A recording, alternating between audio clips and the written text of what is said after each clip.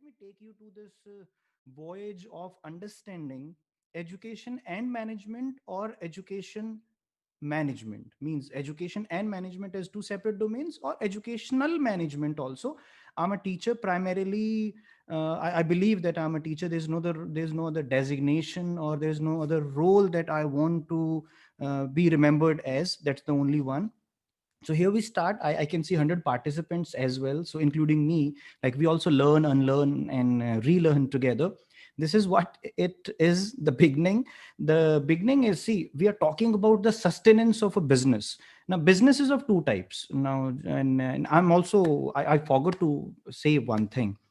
We have got listeners and participants from different countries as well. So from India, it's a namaste and a hello, a salute to all of us. Every single human being who has been part of education has developed some kind of interest, some kind of willingness for this thing also. I welcome everyone from India. Sitting at home, I'm able to travel across the world with your help. So this is your mind, this is my mind at present. So this presentation that I'm going to show you, don't take it as something which is for you. It is being made for me and I'm presenting it. If you like, if you feel that this sounds good to you, then you can be a part of my team as well. This is your mind, this is my mind, dear global citizen, who used to think when this 2020 came or this century started, probably all of us, you and I, we were thinking we are going to win this world. Everyone is connected.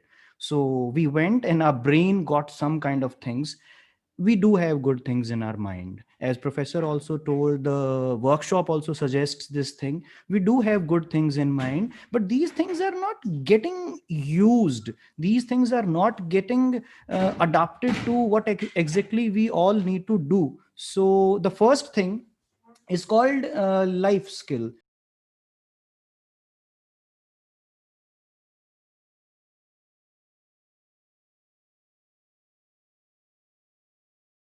We have got a need to have life skills. That is first thing. Life skill is what we all need to have, but we are not able to match it with our communication, the way, like global citizen I'm talking about. We need such four things that I'm talking about. Life management is required, governance is required in our institutions, universities, colleges, schools, home, society, community. We need to govern, we need to have an organized system. And there's one more thing which is called collaboration. But now what problem I have as the citizen of 2020 turbulent times, I know I have got four things as my requirement. I know I have got four 21st century skills, the things which are communication, creativity, collaboration, and critical thinking.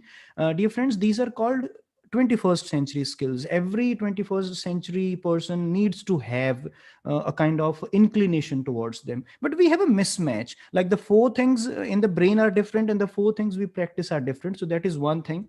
Let's start our main focus as well. Yes, it is.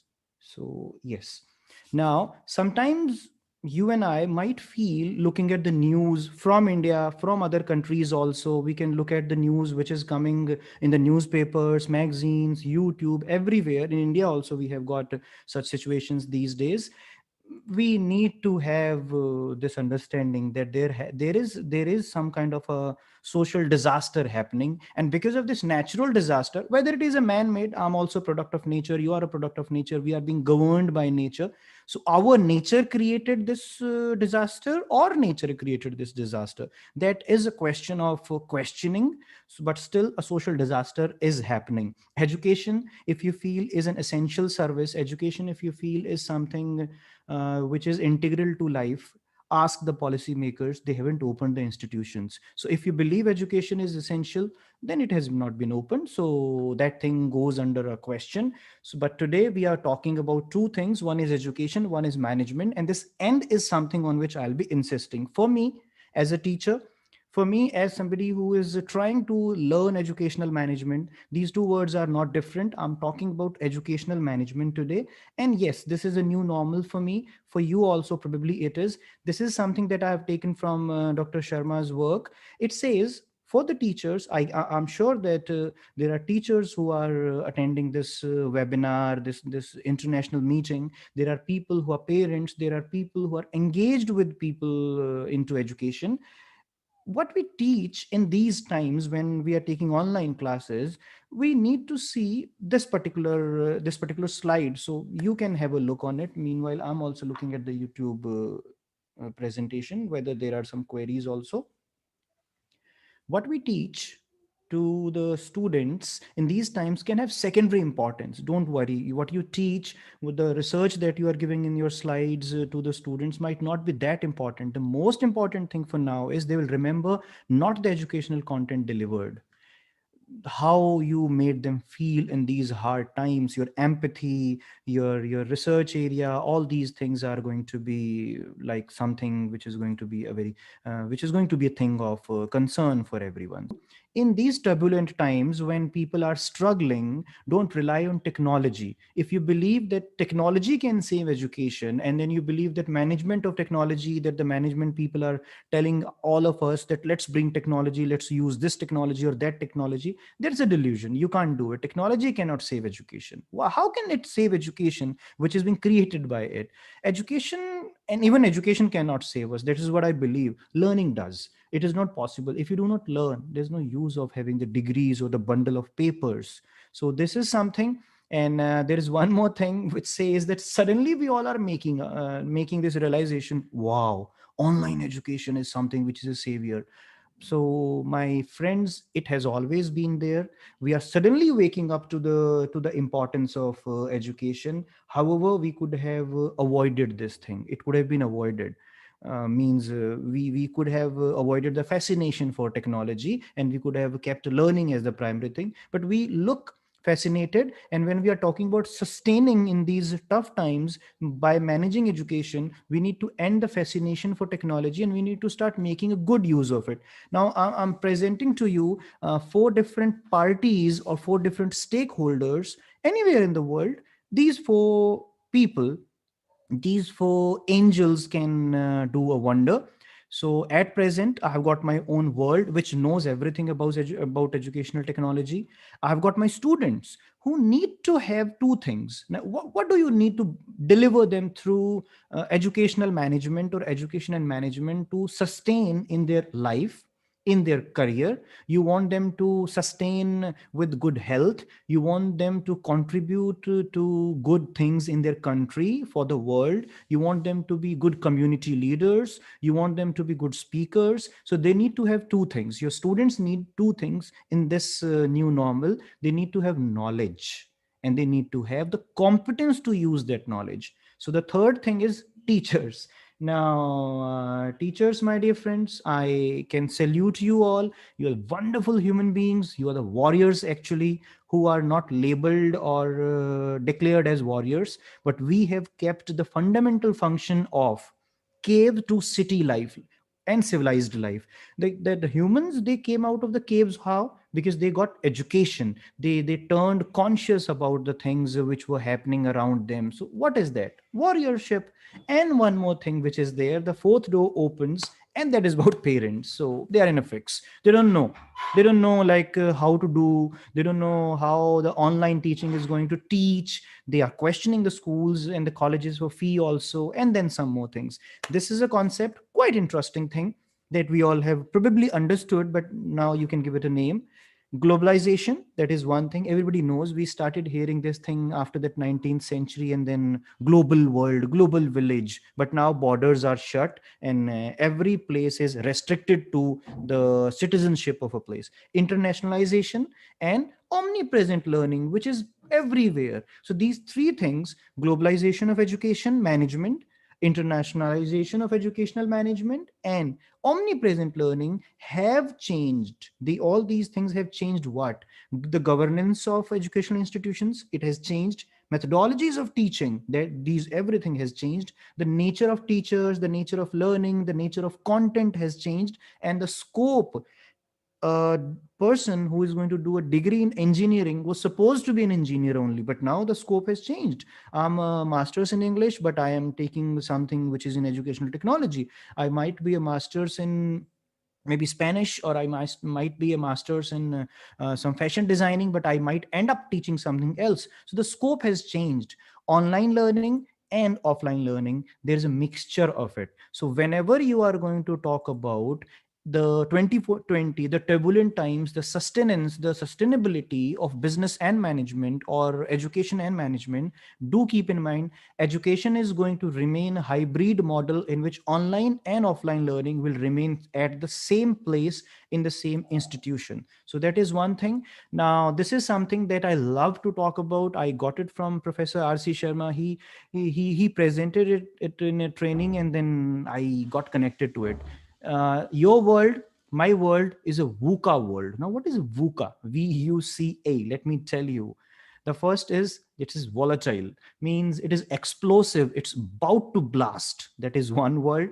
It is uncertain, and I guess you will agree this is an uncertain world.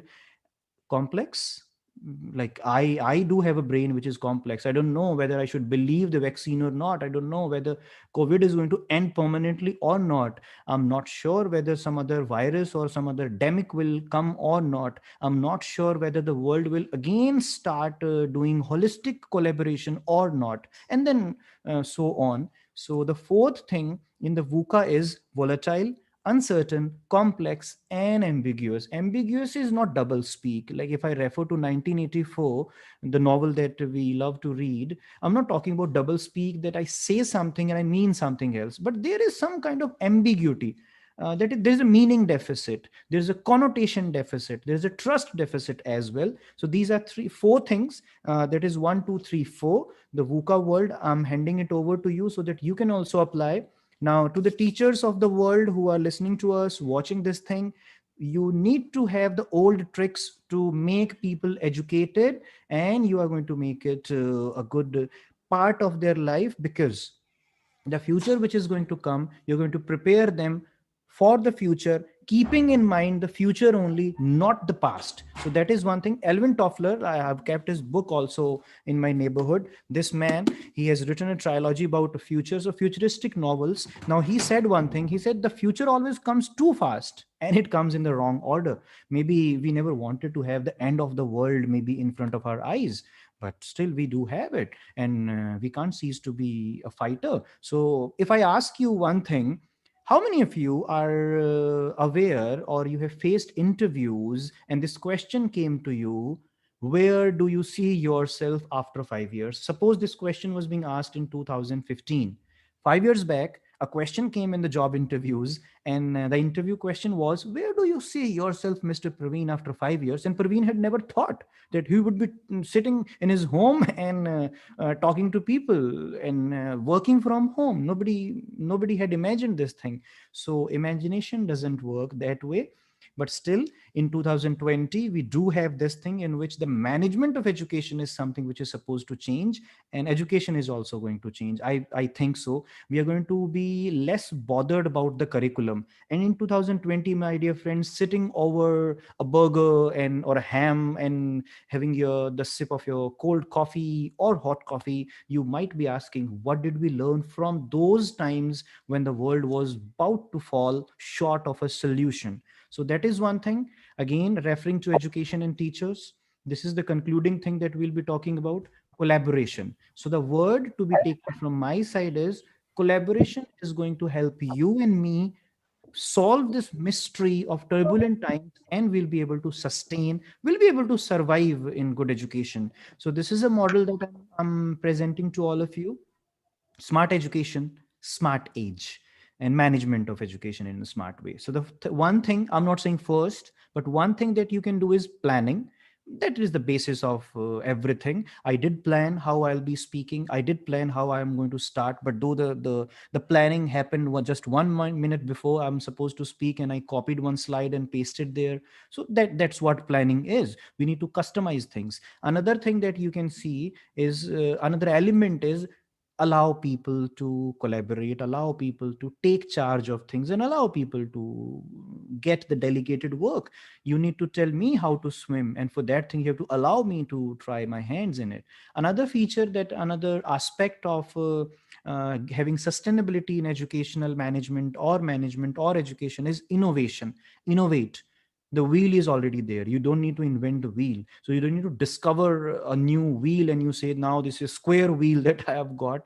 You need to find out something out of the things which are there in your hand. So innovation has to be your temperament, it has to be your appetite. So that is one thing that you will be having. Another thing which comes from the right side is the right thing called critical thinking, problem solving. Sit together, try to find out the logic behind things and take it to a logical, reasoning based solution. And then management is going to be a default product of everything that you have talked about. So now I'll move on to show you something. What kind of learner you are, or I am, what kind of learner your students are, what kind of learners you want to create in your classrooms, whether online, offline, whether you are in some other country, you are in India, you are in a province of the US, or you are in some city, you are in a village. You want to try to make them competent for the future skills which are not the 2015 skills, my dear friends. We are talking about critical thinking, people management, and which used to be a natural feature of anybody who is elder to you and me. Professor Buddha Dev will agree to this thing, because he does have it by default. Naturally, it is part of their life, that people management, public relation. But now we need to train students in it, because they are not social. They are not anti-social, but they are not that social. They are in a social dilemma, as the movie shows, mad about PUBG or social media. Negotiation, cognitive flexibility, cooperative learning, creativity, all these things are required. So we can sustain, we can save the world even in these turbulent times, if we focus on 2020 rather than focusing on the old one. So these are some competencies that you should be focusing in. The will and the skill has to match. So the foundation is of the will and the rise, the incremental change that we all are hunting for in the whole world. That we change is not a good thing, means change cannot always be positive. Change has to be incremental, which takes you above the previous mark, and then you see there is an improvement, there is a value addition. So this is something that I have presented. You can be a learner. Either you have to be a better learner, or you have to be a fast learner. And the moment you become a better learner, you cannot be avoid being a fast learner. So these are two types or two attributes which are required in your students to have good management. Every single manager has to be a better learner now to manage the tough times. This is something that I'll be reading, and I'll try to read it. Means I want to read it so that it becomes part of my own mindset. It says, the pandemic has drained me as a teacher. I did face the trouble of asking my students to say, will you please start your video cam so that I can see you, or will you respond to it? So it says, the pandemic has drained me as a teacher. I have scrambled to do things that I hardly had preparation and expertise for. I've also realized that the pandemic has stretched me as a teacher. The last several months have been pedagogically, it's invigorating, means sort of empowering myself, as I have been pushed out of my comfort zone to search for the experiment with new approaches to teaching. Here is the solution. You need to move away from pedagogy to a higher ground, which is a bit away from your comfort zone. And believe me, you'll fall in love with the new comfort zone as well. Your resilience, your compassion, and your technological literacy. You are no more what do you call it, digital immigrant. You are a digital native now, because you have been here for the last 2 decades, and then you know things. So here is the one, the person who has been speaking for these few minutes, or 20-30 minutes, I would say. I'm really thankful to every single one who has been there listening and watching. I'm wishing you a good, healthy Christmas of togetherness as well, in which we all have our loved ones with us. This is a course that I wish to share with all of you. We have recently launched it. This is Podcasts in Education. We will be sharing the details with the organizing team as well. So, this is one of the courses that we thought of, that we should bring some innovation, as well as we should bring the educational management phenomena in our mind, and should introduce teachers to something which is old and new at the same time. So, do try to have some willingness or interest in podcasting as well.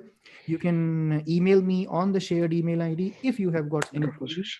We'll meet on Twitter, LinkedIn, or the blog on which I write is eklavyaparv.com. In Indian mythology, Eklavya is called the supreme learner. And being an Eklavya is a celebration in itself. Being a teacher is also a celebration. So I conclude my remarks now. If there is anything that you wish to talk about, you can. Otherwise, it's all your story, my dear friends. I'm not asking what's your story, but we all have a story to tell.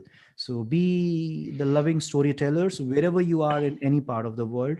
Thank you very much. God bless us all. So I'm Is stopping the. popped up. Mm, Um, to what extent the new educational policy will be implemented in done. India in Done. schools, colleges, and Now universities? I'm ready for this question. I would say we are in a phase of transition. That is one thing, nobody can say anything about it. It is a great challenge that a new education policy can get implemented. The word is implemented. It can get introduced. So the word, I would say, the government or anyone or even me, I should not expect any implementation of the policy, because there is a big bridge to be made. There is a gap, and it's not about India, any other country. We do have a gap that haves and have nots, reached and unreached.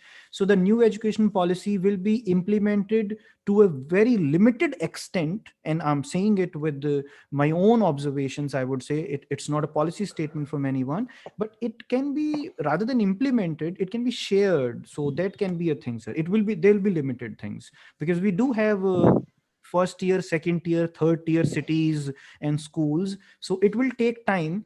So implementation is something which is tough. Introduction is something which is going to motivate every institution. It will change a few things, because career orientation is changing through the educational policy. So at least people will start mentioning career communication and employability skills. So that is the extent it is going to be implemented. What about those who don't have well technology support? Dr. Hasibul Hassan, this is what I just mentioned: reached and unreached. If I have technology, I should think of doing something which motivates others to reach the unreached, and I should also try to reach. Um, the category which doesn't have technology at all and they cannot afford it, let's not burden ourselves with the ethical question. Let's think of those who have technology but don't know how to use it. So first we should focus on those who have a phone in hand but they don't know how to make good use of it. They also don't have technology. So when you say that who don't have technology support, there are millions who have resources but they don't know how to use it. So I focus on that thing primarily. Would you like to share the feedback link? Yes, my feedback is here in your heart, so you can do this. Who is the most responsible? I would say nobody is responsible for things which are in the transition phase. So the responsibility is no one's responsibility. We do have something, and the policy has come now. The teachers have already been doing it.